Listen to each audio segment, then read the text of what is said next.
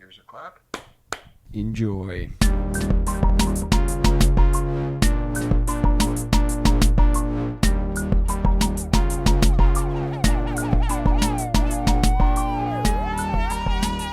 All right, welcome. This is TGE, the podcast, episode 41.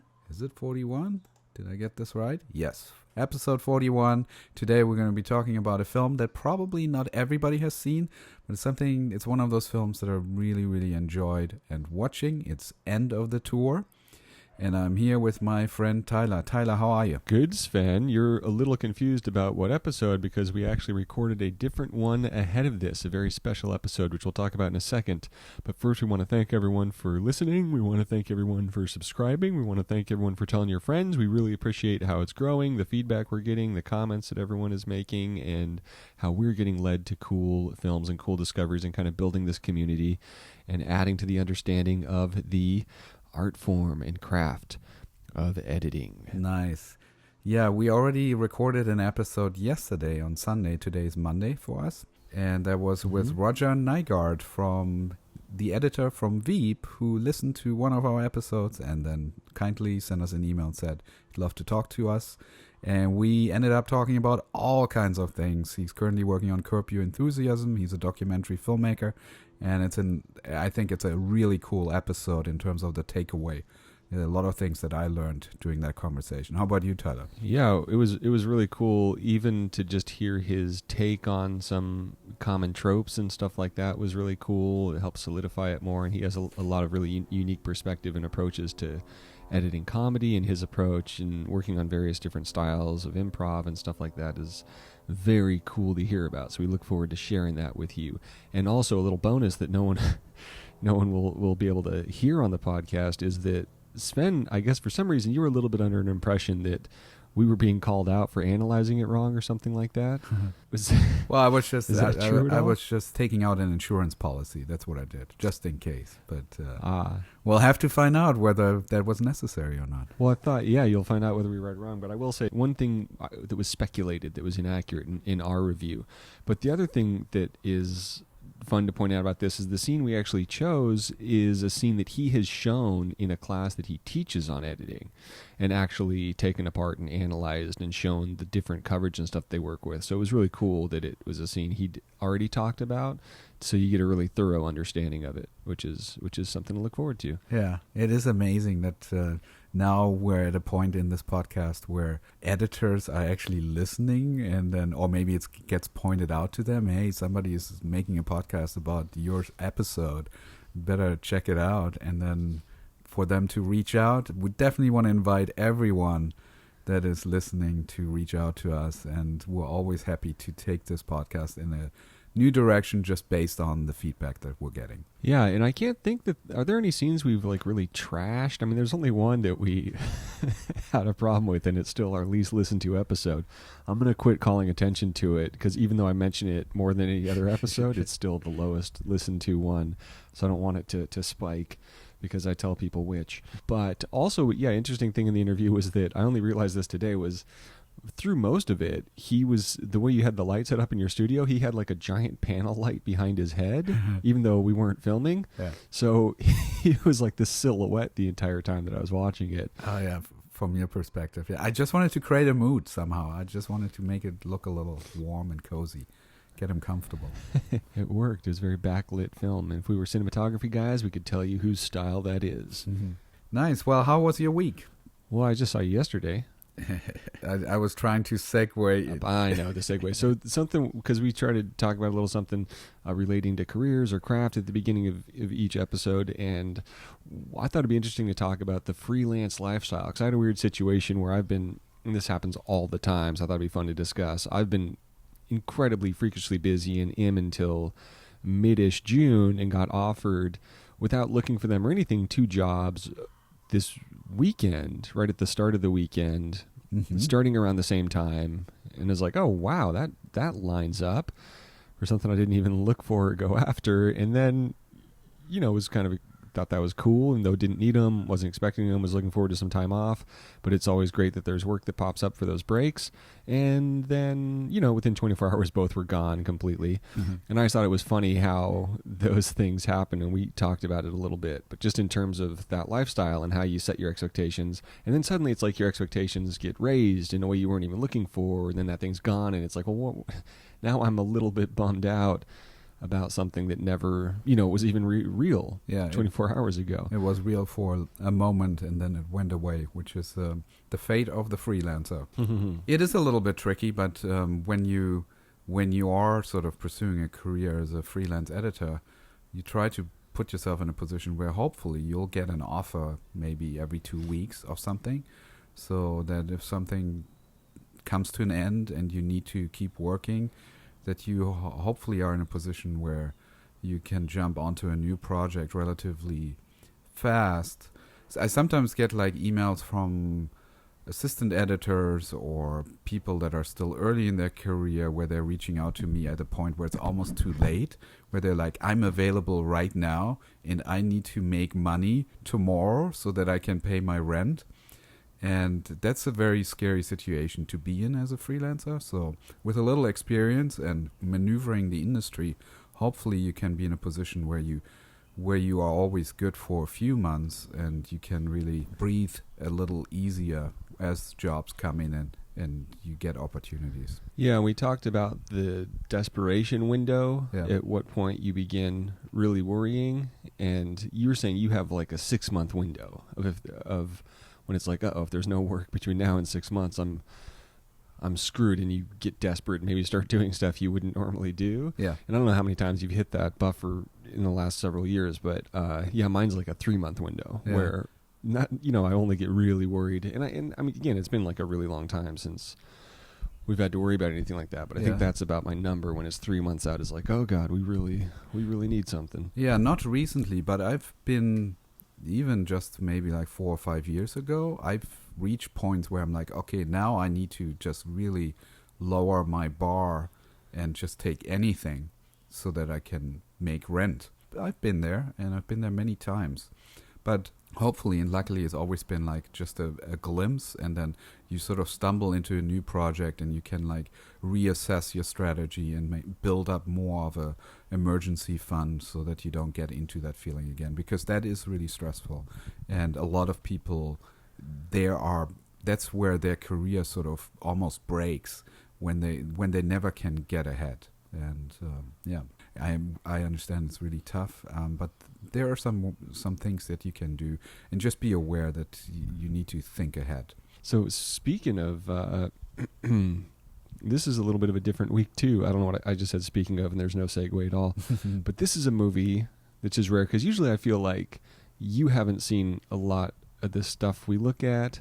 What? Is that fair? Is that a fair assessment? No, that's not fair. I think I'd say like every once in a while, like if you throw Game of Thrones at me or Avengers, yes, okay, I haven't seen it, but there's been a few movies where you've had to watch them for the show, to be fair. That is true. And I mean, I have to say, unless it's like a movie like The End of the Tour, which I've seen many, many times, I try to rewatch them as well, if it's been a long time. Yeah, and then, because my batting average, and I think this might be maybe because of my own manipulation or something also, but my batting average, I think, is 0. There's nothing I haven't seen that we've looked at. Okay. But now we're stepping into territory.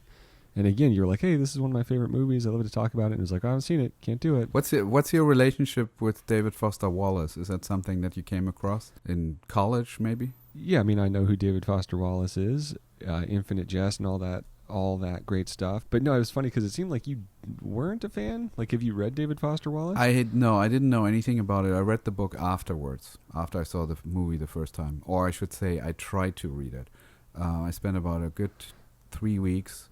And I got into like the first 200 pages, and then I moved over to the what is it called, like a study guide or like a Cliff Note version of the book where they explain what it means. So I was fascinated with the whole thing, and I genuinely wanted to read the book, but it's so dense, and I definitely get the feeling of it, and it's a really interesting book.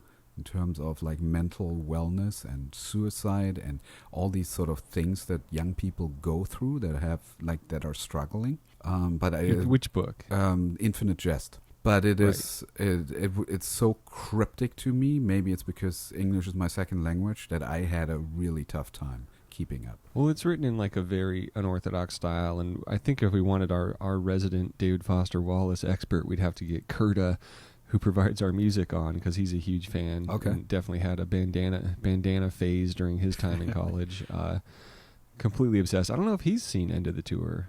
I don't know. I guess it's just that thing where I don't know. I don't know. For some reason, with authors, I'm not. I guess maybe with the exception of like Fear and Loathing, I'm not. I don't know. And I don't know if this movie really captures the David Foster Wallace experience.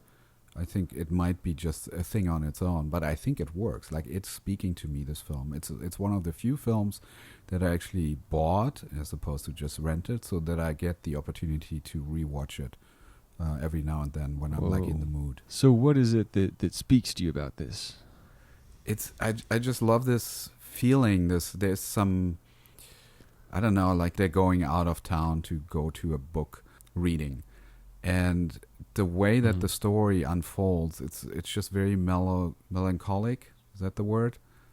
Like of the time that I grew up as well, like in the 90s.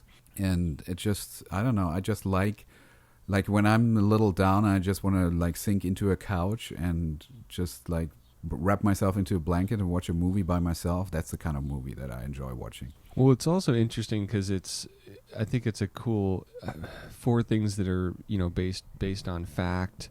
It's one where, it's very contained, so you get like a real sense of the character, I imagine, without having seen it. And also, the sources are pretty strong because you have, a first-hand source that's David Lipinski, who's, a journalist noting all this stuff for the book.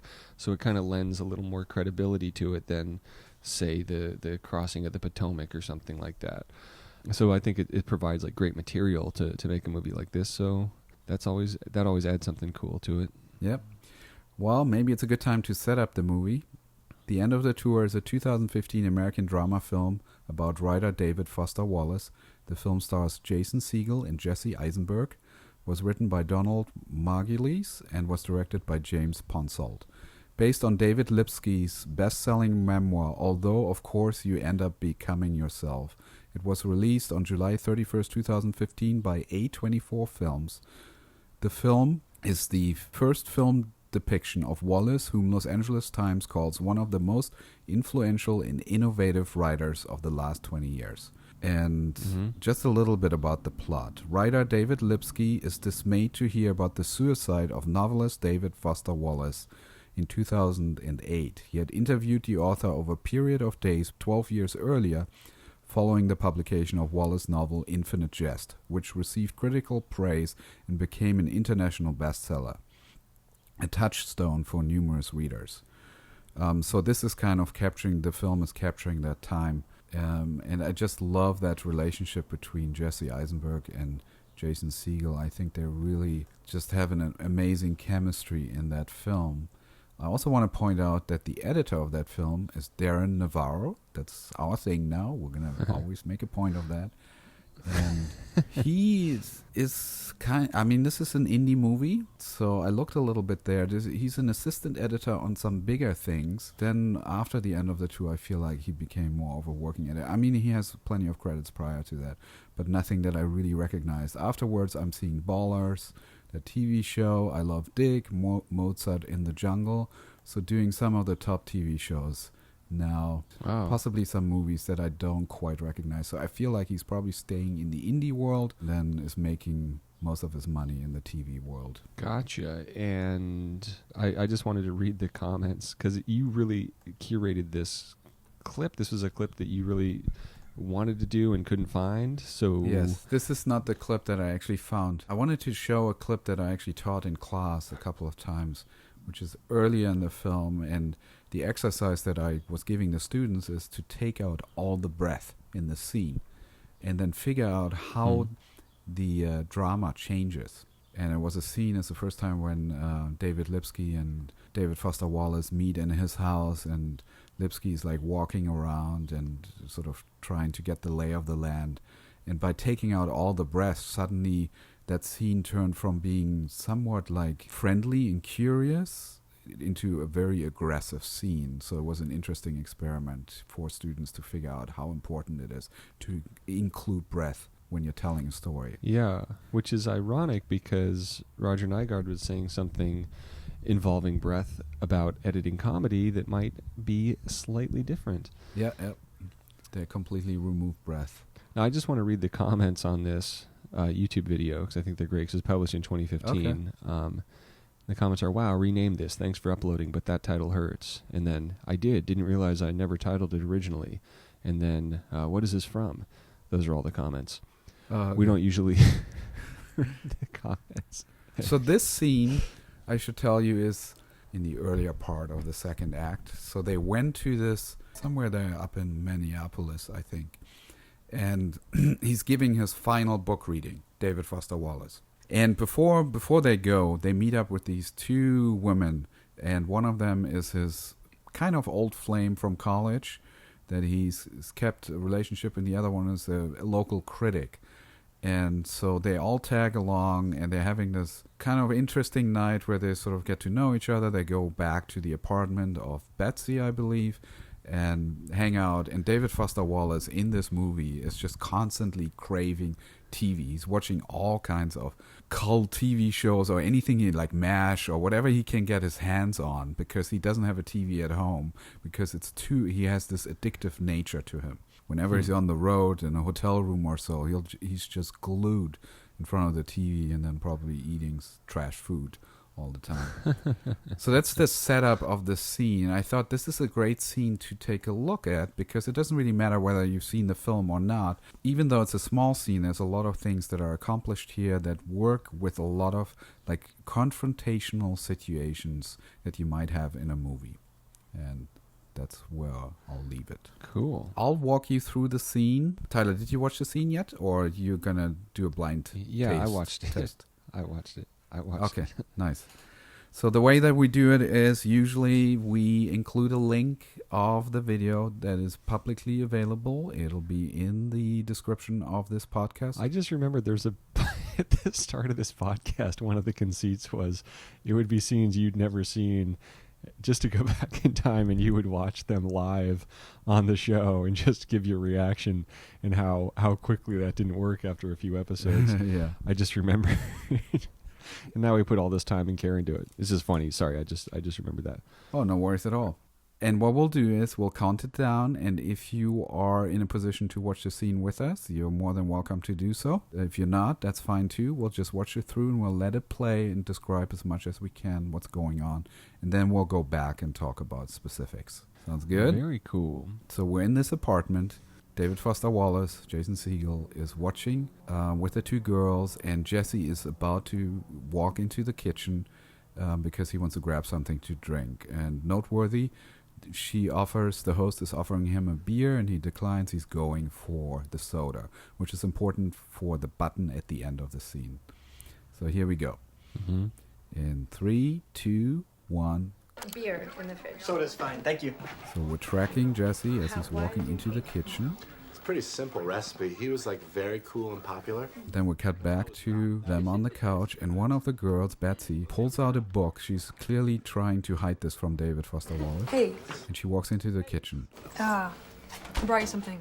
You brought me something. Yeah. What is this? So these are over the shoulders between the two. This is the review where you have your poem in it. That's amazing. Somewhere in there. Hey. Look what's on next. So, well, I look forward to- Algiers, starring Hedy Lamarr. Have you seen that? And we're cutting No. It's one of the greats, and Hedy Lamarr is fascinating. to a POV shot through the doorway of David Foster Wallace and the other girl. And he noticed them talking in the kitchen, and he gets a little irritated. Hey, I was wondering, when I get back to New York, if I have any questions about what Dave was like in grad school or something, can I email you? Sure. If it's okay with you. She's a little wider than he is in these over the shoulder, so we can see the background, Yeah. even though that'd be it's great. soft focus. Thank you. She grabs a post-it note and writes down her email. On your book. And back to David Foster Wallace. He's noticing this. He's looking at them. Thank you so much. Can you read that? I can see that it is letters. But no, I'll be fine. Thank you so much. Sure. So she walks out. He stays in the kitchen. We pan down to the book. He's like reviewing it. Yeah. Okay. Great. And when we come back up, Wallace is walking into the kitchen. We have a profile confrontational shot. What are you doing? It's very interesting blocking here. I saw you hitting on Betsy. Mm-hmm. Hitting on... Kind of changing the screen direction a I was little. talking to her. David, I saw you. You got her to give you her address? Like, No. I got her to give me her email address in case I had questions about the piece that I am writing about really? you. Okay. Yeah, really. Well, I'll tell you what. So we're staying in this profile two I shot. don't want her talking to you. I won't contact Look, her. I told you that Betsy and I dated during grad school. The least, look at me. The least you could, no, you're not. And now we're cutting to close The least you could do is show me the respect of not. over the shoulders between the two. Like this is where it's most intense. Okay, that was not my intention. Mm-hmm. It's much tighter. And why would I want to get involved with somebody who lives in St. Paul? I don't know. You're already involved with somebody who lives in Los Angeles. Boom. David Foster Wallace just hit him hard. Are you okay? Yeah, everything's fine. Thank you. Just stay away from her, okay? We're still in these tight over the shoulders. Be a good guy. And then he walks off. Reaction on Lipsky. What'd I miss? Everything. Everything. That seems like a gross exaggeration. So Lipsky goes to the fridge. And he pulls out a beer. And he's completely deflated as he's taking a sip. Cool. So simple scene, but very nicely blocked and edited in a way that you're really working towards that conflict. Yeah, and it's also an example, you're working with real events, but it does everything you want a scene to do. It ends in a totally different place than it begins. There's a big turn inside of it. You think it's one thing, but then it ends up being about the two guys. And yet you're kind of setting up another thing with this relationship between those two, and it has triangulation. That's cool. Yeah, it's like finding a really good way to kind of frame up the real story in a scene that's very powerful and gets a good emotional experience across. Yeah, and I would imagine that in a lot of movies, if you are an editor and working on any kind of TV show or independent dramas or so, you'll have these type of scenes where you're building towards like a scene-related conflict. And it's nice how this is like really a masterclass of like starting kind of wider, setting up the things, and then as we're working towards the climax of the scene, you're getting tighter and tighter, and it gets more and more uncomfortable. And saving, you could put the emphasis on establishing the intimacy with the tighter stuff on Eisenberg and the author he's talking to, but instead, I guess it ends up being on the other author, David Foster Wallace, and him later in the scene. Yeah.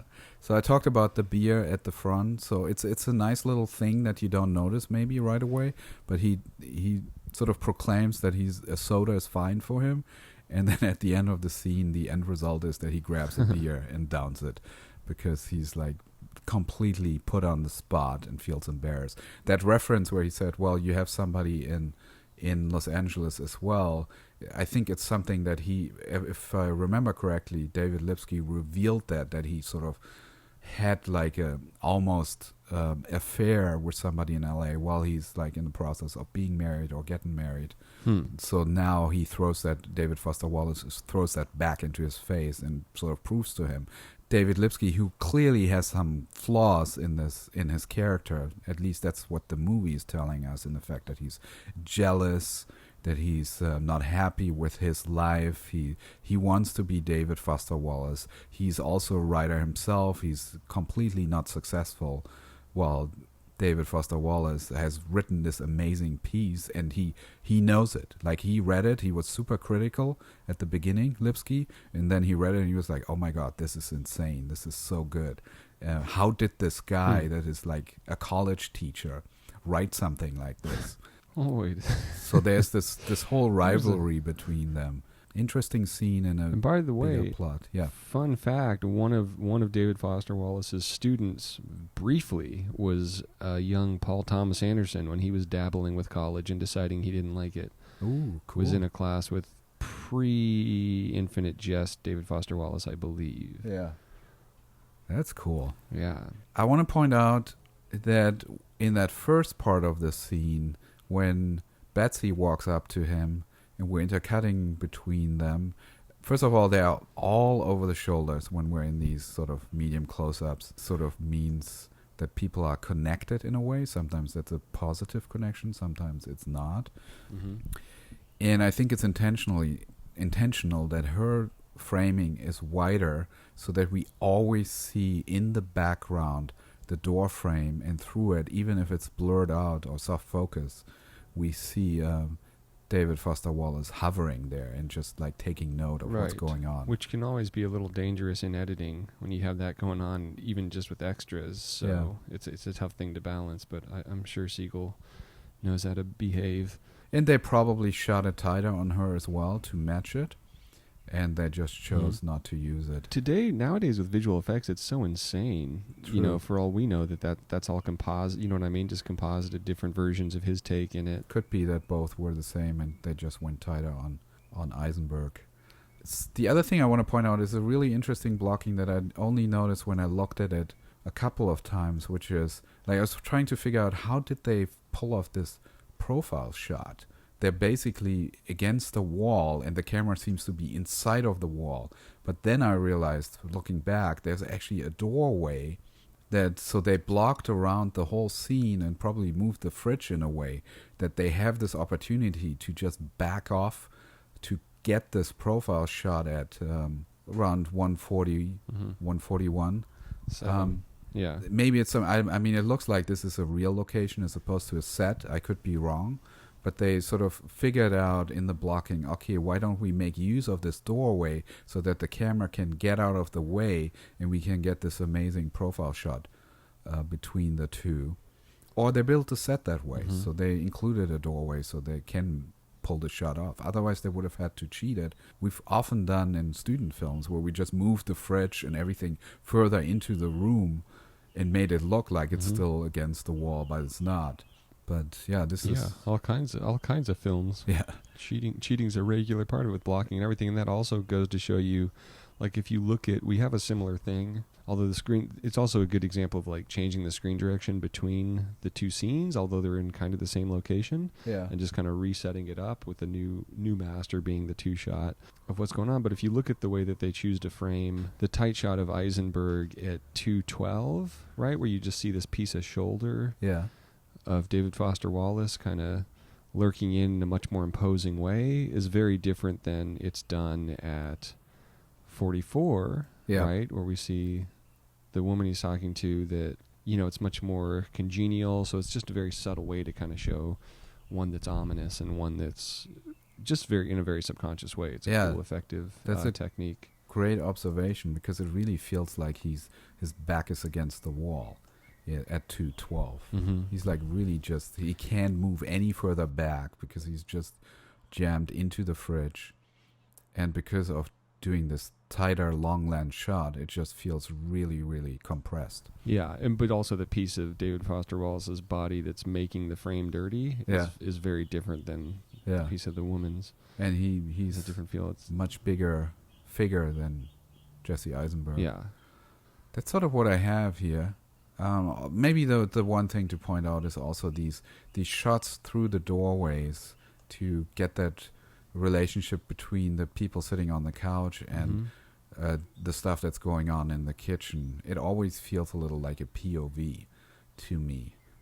It's handheld, and you see sort of the door frame in there to create that extra layer. And then also right, and the thing that I like is the shot at 3:05 is an example of a shot that maybe it serves the purpose of David Foster Wallace's POV or something like that, but it's also a shot that you have where you can cover the entirety of both of the scenes, him with the woman as well as him with Wallace. so you just run that whole thing, and then it ends up just having that little bit that it serves at the end, which is kind of like another reset for the scene, which is cool. Yeah. And 305 is a unique shot. Like, it hasn't been used in the scene before. Right. And it sort of really puts a button on the scene, finishes it off. Yeah, and it could have, it could have started it. It could have. So yeah, it's just kind of cool to think about the choreography of such a tight thing in such a tight space, and yet how there's so much scope to it just because of the angles that were chosen and then played with appropriately in the editing, so they feel like you're through the other thing as it pertains to editing, like you just said for the end, it feels like you're constantly discovering new ways to look at this through the whole thing, which you could easily not have happen with a little less discipline. Yeah. And then maybe the final thing is everything is handheld in here, so it does feel, it has a little bit of a documentary feel to it and an indie feel to it. It seems like this is a scene that could be shot in half a day. Yeah. It definitely feels like it's not, like they spent a lot of time on it, and that's probably how they did the entire movie. They kind of just kept it really simple. Yeah, like chilling at the grubby little party with the grubby little camera work. Mm-hmm. I know a DP that shoots like this all the time and does it very well. And you have his poster. So that's all I got for this. Definitely recommend seeing the movie if you haven't. It's probably not for everybody, but for some, I think this is going to be a really special experience. I mean, just the fact I haven't seen it doesn't mean that it's not going to appeal to everybody. Totally. Oh, did I mention it was at Sundance 2015? Ooh. I just see that. And what about A24? I mean, that's an interesting distribution company, right? They seem to just get it right all the time.